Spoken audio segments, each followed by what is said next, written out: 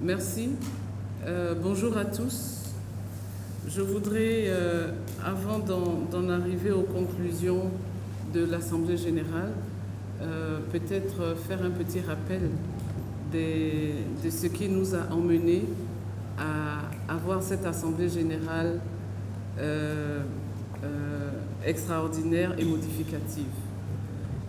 Comme vous le savez, au mois de janvier 2021, la FIFA et la CAF ont mis sur pied un comité de normalisation avec comme un des objectifs la révision des statuts.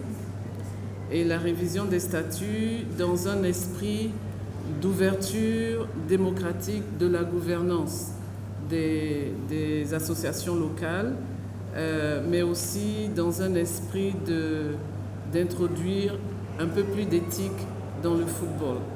Par rapport à cela, le comité de normalisation, sous la houlette du professeur Martin Bléou, a élaboré et proposé, avec l'accord de la FIFA, un projet de statut aux membres actifs. Ce projet de statut a été discuté et adopté, vous le rappelez bien, le 26 février 2022. Lors de l'adoption de ces statuts, vous vous êtes rendu compte qu'il y avait eu un blocage sur la question des parrainages. La proposition que nous avions faite était 4 à 6 parrainages.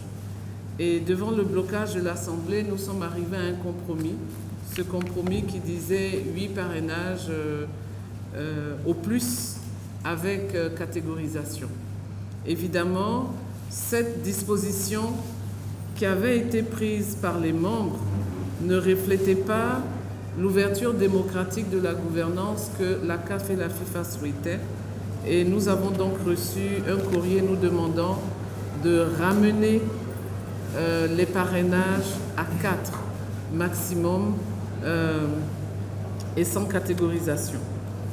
Donc, devant cela,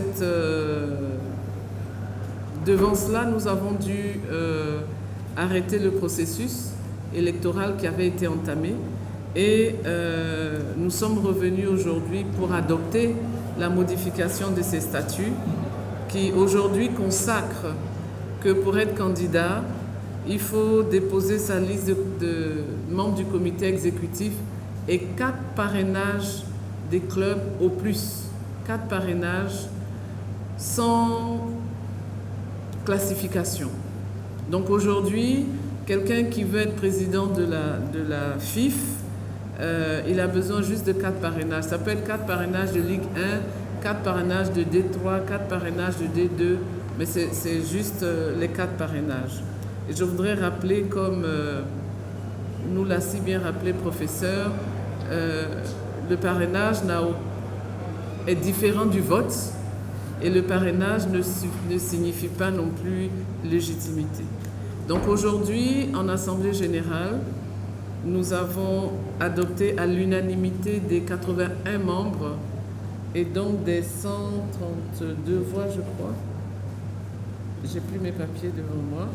Nous avons adopté la modification des statuts, ce qui veut dire que dorénavant, pour être président de la FIF, pour être candidat à la présidence de la FIF, il faut déposer sa liste de membres du comité exécutif et 4 parrainages.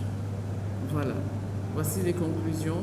Je voudrais aussi noter que cette fois-ci, la CAF était là, la FIFA était là, et je voudrais vous rappeler que le président de la CAF était là hier, toute la journée. Il s'est entretenu avec les présidents de clubs et il a tenu à dire que, comme disent les Anglais, c'est un non-sens de dire que la CAF a un candidat ou que la FIFA a un candidat. Ils n'ont pas de candidat. Donc tout ce qu'ils veulent, c'est l'ouverture démocratique, la bonne gouvernance et de l'éthique dans tout ce que nous faisons. Donc voici un peu le résumé de ce qui s'est passé ce matin.